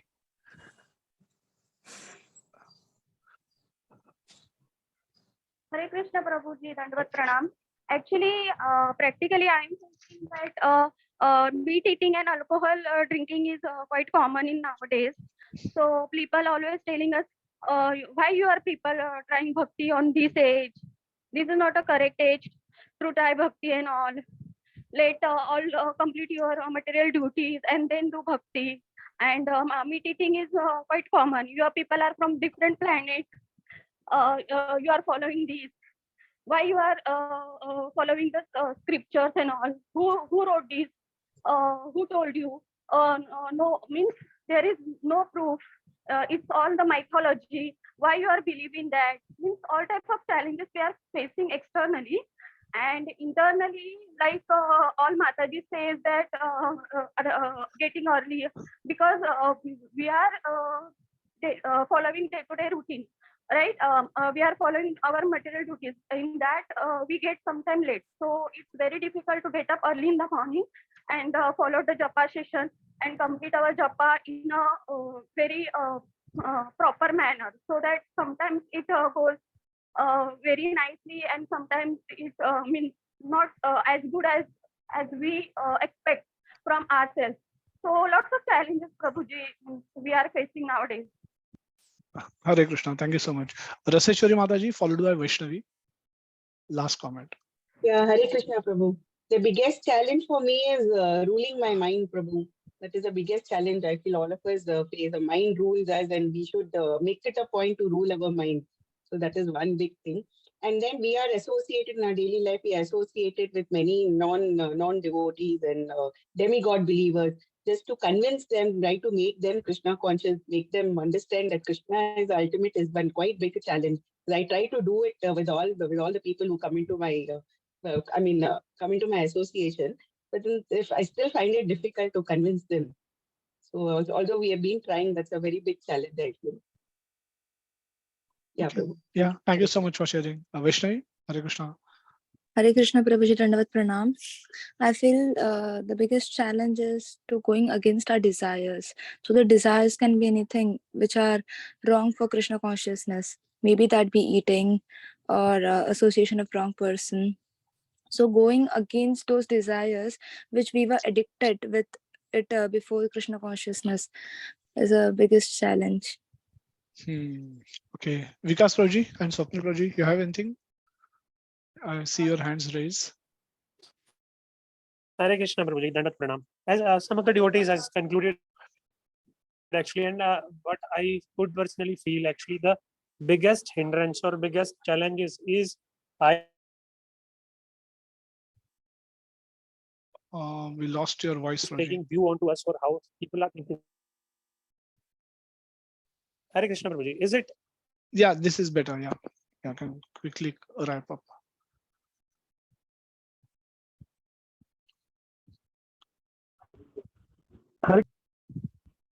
Maybe Swapnil Prabhu, you can, if you, you can, Swapnil Prabhu, you can give comment, and then we move to the slides. Hare Krishna Prabhuji, Dandavat Pranam. Prabhuji, one of the Mataji just spoke about desires. So there are so many desires which seems to be the challenges, and that's one of the challenge to overcome this desire part. Second is that I feel overwhelmed with the miseries. I still feel that world is full of miseries, but am I help to this society to to be fruitful, to see that those miseries some way I can contribute to towards removal of those miseries in someone's life. But when you are doing that, you feel a challenge that should you pray for that person, or should you offer him some sort of help? Could be a monetary help, could be a donation. So that's the challenge. I mean, how do I convince myself that that Krishna Bhakti will is the only way forward, rather than contributing towards individual miseries. So that's the challenge, Prabhuji. Hare Krishna, Prabhuji. Dandavat Hare Pranam. Krishna. Krishna Mataji, you have something to contribute? Yeah. Yes, Prabhuji. Yes. Since many people, all the other devotees have contributed almost all the point which I had to say, but two more things I would like to add. One was the part of gossiping. Okay, like it was the females generally, they have this habit of gossiping. So today, at least I can get up and I can move from that place, because I don't want to hear that thing anymore about people or about anything. One of this has been impacted me very much, because it has always, because talking about people would never help. one was gossiping, and the other thing was कि जैसे हमको बचपन से ही, for example किसी ने हमारे साथ बुरा किया तो हमको लगता था कि हम इसे रिवेंज देंगे तो ही हमें सेटिस्फैक्शन मिलेगा. बट हियर आई लर्न कि instead pray for them and pray for their well being. ये भी हैबिट मेरे अंदर इवेंचुअली ही डेवलप हुई. नहीं तो क्या होता था कि तेरे साथ हुआ ना, मतलब तुमने किया ना तो तुम्हारे साथ भी ऐसे ही बुरा होगा. Instead used to curse them. At least I accept that I did that. हमको सिखाया ही वैसा जाता था, माहौल में ही वैसे रहे. But now my mind says to stop and pray for his also mental well-being कि वो भी अब improve हो. So this has also impacted me somewhere. Okay. So none of, so I think most of us face challenges. It's a real thing that in the world, when we suddenly try to become a devotee, we all of us has past life and then current life, where after getting connected with Bhagavad Gita, Krishna consciousness, Prabhupada, devotees, so we have these two different flashback hai, ek current lifestyle hai. And as we try to become firm in our bhakti, our devotional service, challenges come from all directions. A lot of challenges come from within. We all have done wrong things in past, and those things would have given us some pleasures, and there is a natural attraction that temptations that those things continue to pose to us. So this is by our own mind, and these are like adhyatmic kleshas, that these things, the doubts will be there, the thoughts, bad thoughts will be there, the wrong things to be done that we might have done in past, those temptations are still there, and we are trying to overcome those. So there is a constant struggle with our own mind. So our biggest challenge comes internally from within. Once we overcome that with help from devotees, constantly reading Bhagavad Gita, constantly staying in touch with devotees, taking their guidance, getting surrendered to those. Remember this, I have no independence. When we practice this in real life, when our devotees tell us that, seniors tell us that don't do 1 2 3, and then we sincerely try and not do those 1 2 3 things, we are giving up our independence to them. We are surrendered to them, and we are trying to do their will, and their will is will of Krishna, because they are getting us closer to Krishna. So our today's challenges are more from within, internal, and our external. Once internal we have sorted out ourselves, external becomes easy to tolerate. At times you will have to simply tolerate, and eventually people will give up on you, and then you can practice bhakti wholeheartedly. So as long as one is not sorted out on the internal aspect about internal thing, external will become more troublesome. External problem itna hoga wo itna hoke dikhta hai, because our internally we are not firm. So our and internally we become firm by associating with devotees, by reading scriptures, by practicing practical devotional service. We can get experience of Krishna, and then our faith in Krishna can become rock solid, can become nishtha. From shraddha to it can become nishtha. And we don't have to have huge, it's not that only pure devotees have nishtha. uh, Everyone who is practicing devotion for reasonable amount of time, they have some firm faith in Krishna and his mercy, and the way he's functioning the whole world, he's operating the whole world. And and he see things with reference to scriptures, he makes sense of those things. Nobody becomes poor by chance. They would have worked hard to become poor, to become miserable. And can we do something? Yes, if there is something in our hand, we should do it. But if they giving them Krishna consciousness can be the best thing that we can do, so that they can correct their activities from today onwards. They can start their journey back to Krishna. Helping people start their journey, respective journeys back to Krishna, can be the biggest service to mankind that we can do. This can't be done to animals, so only we have to search for humans. And within Dvipada Pashus, those who don't have follow any religion, no, they can be ignored. There are so many nice people waiting to receive a copy of Bhagavad Gita, so that they can start chanting Hare Krishna Mahamantra. They can come closer. They can appreciate glories of Lord Krishna. They can become happy by reading glories of Lord Krishna. And when somebody will glorify Krishna, they will feel happy, as if they have been glorified. And so there are so many people who are waiting, and we should focus upon them rather than worrying about Dvipada Pashus who are living life without any religion, any dharma, and then they are probably running faster towards the hellish conditions of life. We have one more concept to discuss, Puna Puna. What is Puna Puna Charvitam Charvananam? So chewing what has already been chewed. But we are a little short on time. It's close to 1. We'll do this in second section next Sunday, where we will complete this whole PPT. We have more questions to discuss, more reading to be done from the instructions of Prahalad Maharaj. We will stop this session today right here, and we'll continue next Sunday at 11. We'll take some questions if anyone has on what we have discussed in today's session. Yes, Ayushi. Hare Krishna. Hare Krishna, Prabhuji. This question is a very small question. One Mataji just spoke about how she, instead of taking revenge, like she has learned how to pray for other people. I don't know if there is, I mean, I'll get an answer to this, but I just want to understand, how does praying for other people work, and how does it help, and where does it start? Like, how is it going to be effectful? And just that.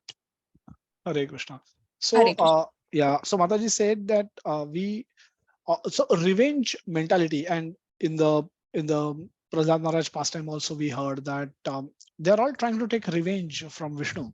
Now, when the revenge mentality is at a bodily level, and if you have become Krishna conscious, if you have developed Krishna consciousness sufficiently, then your visions will develop at 3 stages. One is you see everyone as spirit soul. Every body is moving body is spiritual being. Everyone is spiritual being. All living entities are spiritual being. And to that extent, everyone is part and parcel of Krishna. When you progress more, you see super soul sitting next to that soul, which is Krishna himself in each body. So this is again a progression, further progression in your consciousness, where you see everyone as super soul also. And there, from then onwards, there is no question of, so those people who advance to that level, will, for them, there is no question of revenge. Because you can't take revenge from Krishna, because everything, whatever would have happened to you, would have happened with the will of Krishna.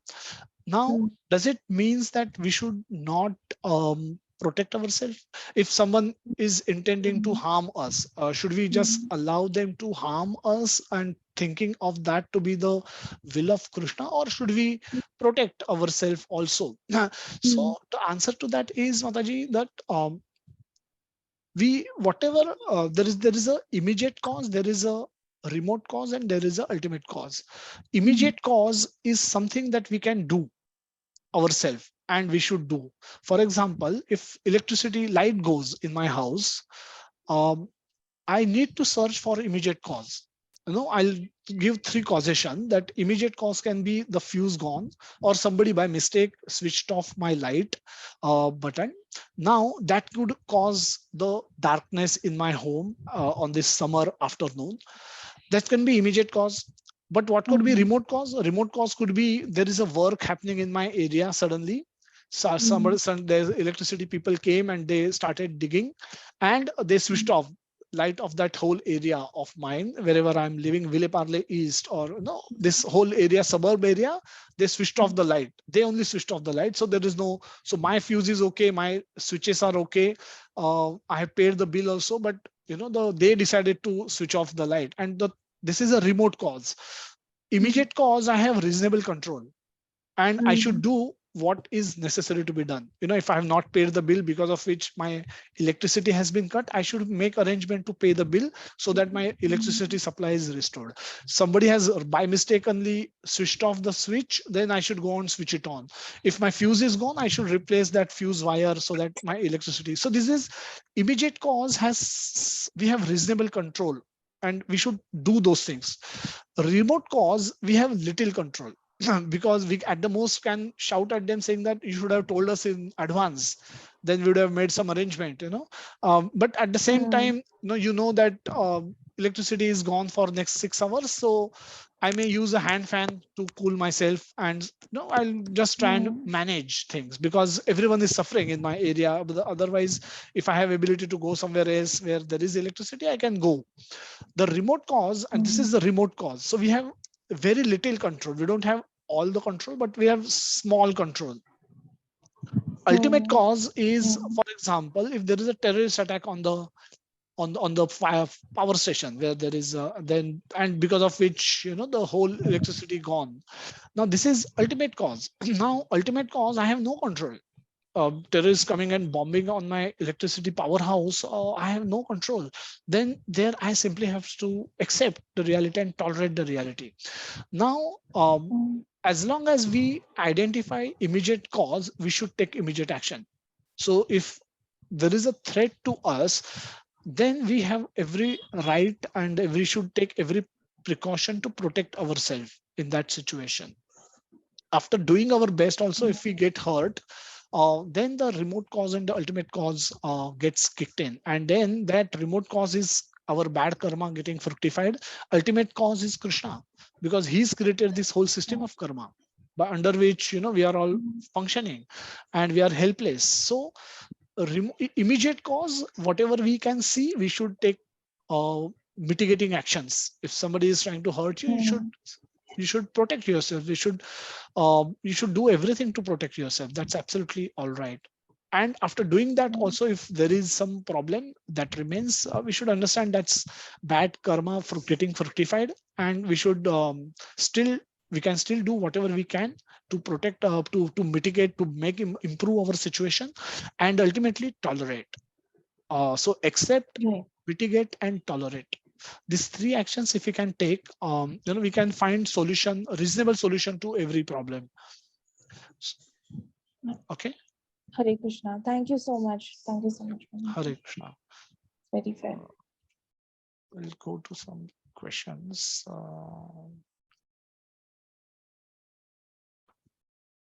Ravi Prabhu, you had some question. I think you had your hand raised. So if you have any question, we can discuss.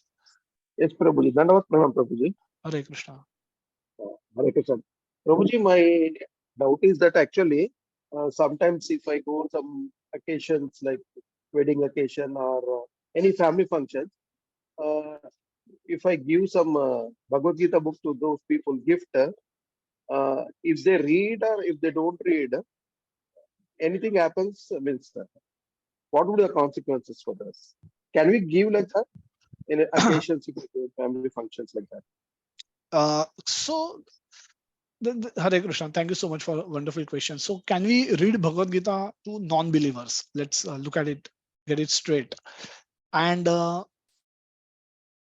what could be the consequences? Are there any negative consequences to us if they do something wrong with the Bhagavad Gita copy, or they don't read it, or they do throw it somewhere? And so our action is giving, and our action gets terminated by giving. If they do something wrong with the copy of Bhagavad Gita, will there be any consequences to them? The answer is yes. To them, yes. To us, no. Because we would have our task is done. But Krishna also warn us that you should not indiscriminately give. Krishna is asking us to be more choosy in distribution of his knowledge, and he says in Bhagavad Gita towards the end that you should not speak of this confidential knowledge to the non-believers or to the faithless people. What happens when somebody, what was happening when Hiranyakashipu was hearing glories of Vishnu? The same glories of Vishnu give pleasure to devotees when they hear, and the same glories of Vishnu was increasing anger in Hiranyakashipu. Why? One same statement, same thing had two opposite effects. So when a non-devotee hears, his envy increases towards Krishna, and when a devotee hears, his love towards Krishna increases. Now we may hear the same pastime, same, say for example, whatever, same glorification of Vishnu can have two opposite effects on two people, and that happens because of their disposition. Now, if one is having a negative disposition towards Vishnu, and if he hears glorification of Vishnu, his envy increases, and as his envy increases, his path back to Krishna becomes more and more difficult. So our objective is to make everyone's path back to Krishna easier, not to make it difficult. By increasing his envy, we are actually making having an opposite effect. Therefore Krishna says that don't give my instructions to somebody who has no faith. So which means we also need to be strategic and in distribution of our Krishna consciousness literature. And we shouldn't, objective is it should be given to each and everyone, but not everyone may be ready at this moment to accept it. So we should give it to those who are prepared to accept it. So beautiful pastime when Chaitanya Mahaprabhu and Sarvabhauma Bhattacharya's interaction in Jagannath Puri temple, where Mahaprabhu heard Sarvabhauma Bhattacharya's Mayavadi philosophy for 7 days and 7 nights in Jagannath Puri. Sitting at one place, he heard uninterruptedly Mayavadi philosophy from Sarvabhauma Bhattacharya. And Sarvabhauma was one of the greatest scholars of his times in the Mayavadi scholars. And so Mahaprabhu heard him patiently, waited for Sarvabhauma to become receptive. He already allowed Sarvabhauma to render some service to him. When he fainted in Jagannath Puri temple, Sarvabhauma lifted him and took him to his home. He served him. He was in sannyasi dress. And so as a Grahastha, Sarvabhauma Bhattacharya rendered devotional service to him because sannyasi is higher. Though Sarvabhauma by age was elder to Mahaprabhu, but being a sannyasi, sannyasis are respected more. So Sarvabhauma as a Grahastha was giving devotional service to Mahaprabhu and he was accepting it. But he heard his Mayavadi philosophy for 7 days and 7 nights before giving instructions to Sarvabhauma. And those instructions, when Mahaprabhu spoke, those changed his heart. So, and when Sarvabhauma became Vaishnava, everyone was astonished in the entire Bharatvarsha that how can a pure Mayavadi or staunch Mayavadi could become a devotee. That means devotional service is better, is probably more attractive. And lot of people became devotee because Sarvabhauma became devotee. And so this is what it teaches us is basically the devotional knowledge is for everyone. The scriptures are meant for everyone and they should be given to everyone. However, as a devotee, we should be expert enough to know who is best suited to receive it in his current stage so that it can benefit him, not that his envy towards Krishna increases and his path back to Krishna becomes more difficult. Then we might have done little disservice to them. We should avoid indiscriminate distribution of Bhagavad Gita. But there are enough people, as I said earlier, one of the answers, that there are enough people who are waiting for a call to come from a devotee, asking them about, telling them about Krishna, and then they simply take up devotional service, as a thirsty person will accept water. So that way we can always be more tactical, but yes, it is meant for everyone. Okay. Raseshwari Thank you so Mataji. much. Hare, Thank you yeah. so much. Thank you, Hare Krishna. Prabhuji. Hare Krishna. Yeah, Hare Krishna Prabhu. I think we are running out of time, no? It's already 1:10. Can I ask Prabhu? Yes, last question, no problem. Yeah, Prabhu. Now, biggest challenge for me is to control my mind. Like, as in, we know, like, we are a bundle of anarthas. So we can get rid of all the anarthas only when we chant attentively, as Prabhupada says. So as we are chanting, a mind goes here and there, in spite of we chanting, taking his blessing before we could chant. Prabhupada's blessing, we chant we take the blessings of Chaitanya Mahaprabhu and his associates, all that.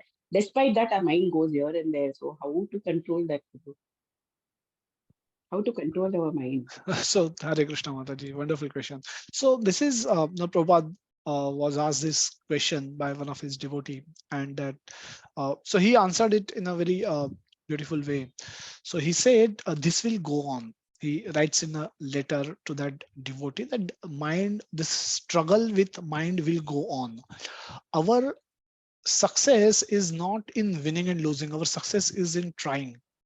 This is like a rassi cage. Rassi cage is two parties and one rope. They hold, and tug of war. They Prabhupada used the word tug of war to describe this my fight with our own mind. It's like a tug of war, and where there is people who are pulling on one side and we are pulling on the other side, and sometimes they are seems to be winning, sometimes we seems to be winning. And Prabhupada says this will go on because and but our effort, our success is in trying to win, trying to play. That is itself as our success. Doesn't mean that we can never have a reasonable control over our mind. It's not that that it is impossible to have good control over mind. It can come. It can come only with the mercy of Krishna. And uh, when we become eligible for that mercy is what Krishna has to decide, what Chaitanya Mahaprabhu has to decide. So therefore, Prabhupada says that our job is to try. Our effort, our success is in trying sincerely.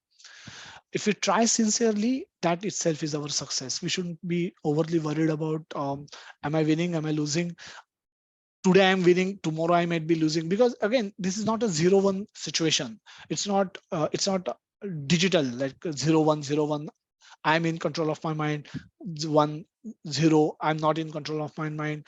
No, there is a lot of gray in between. Our mind seems to be listening to us, suddenly we start listening to it, and we don't know when this role reversal happens at times, and and we could experience different shades of our own mind in those 2 hours of morning japa. So it's not about and it's difficult to freeze this situation that we are now in control. Let's freeze this moment, and let's remain static in this moment for next 2 hours. That's not possible. We can win. Mind is Krishna. Krishna says, I am the mind. Amongst the 6 senses, I am the mind. And we cannot control Krishna by our own effort. So we can control Krishna by his mercy. And we should just make ourselves available and eligible by trying sincerely to attract his mercy. And when his mercy comes, our mind becomes calm, and we are able to chant nicely. When our anarthas are overpowering us, we should still try. We should still try. We should still pray, and we should still chant. We don't give up chanting the day we are not happy about our chanting. We still chant by in those times also, and that will actually make our devotional service attractive for Lord to consider. Because when times are good, everyone will try to look like a very nice pure devotee of Lord. But those who still perform devotional service when bad times, those are that Lord will consider that to be more valuable, and he will be very happy to give his mercy to all those who try and perform devotional service in bad conditions to the best of their abilities, despite of having bad conditions, unfavorable conditions. So that way we make ourselves more and more eligible to receive his mercy. But ultimately it will be his mercy with which we will be able to get reasonable good control of our mind, and our success is not on attaining that phase or stage. Our success is in trying sincerely. That we should pray and we should do every day. Thank you, Prabhu. Thank you very much. With our cheshta and his mercy.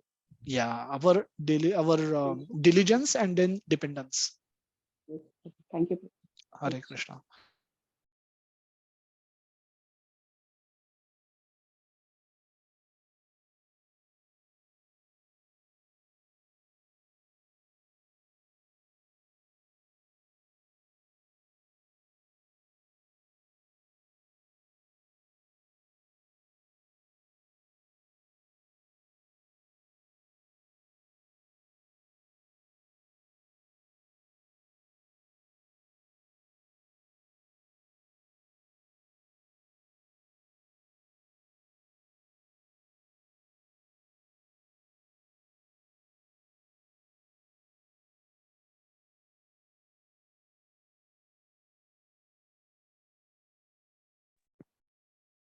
So yeah, I was saying that consider thank you everyone for participating wholeheartedly. You spoke all very well.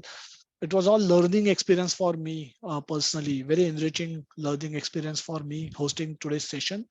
And hope we can continue with our discussion next Sunday, and we can conclude with this beautiful pastime. And thank you so much for for guiding and enriching my knowledge in this area by your contributions. Thank you so much, and we meet next Sunday. Srila Prabhupada ki jai. Hare Krishna. Hare Krishna to everyone. Hare Krishna. Krishna, Prabhu. Hare Thank Krishna, you. Prabhuji. Dandavat pranam. Thank you, Prabhuji. Hare Krishna. Hare Krishna. Hare Krishna Prabhuji, Dandavat Pranam. Thank you so much. Hare Krishna Mataji. Danda Pranam. Hare Krishna, Prabhuji. Dandavat pranam. Hare Krishna Mataji Prabhu. Hare Krishna, Prabhuji. Thank you. Hare Krishna Mataji. Hare Krishna Prabhuji. Hare Krishna Mataji. I could not comment any or point out anything, Prabhuji, because I'm outside. I was No hearing. problem. Next Sunday, Mataji, you can contribute more. Yes. Prabhuji. Hare Krishna. Hare Krishna Prabhuji, Dandavat Pranam. Hare Krishna Mataji.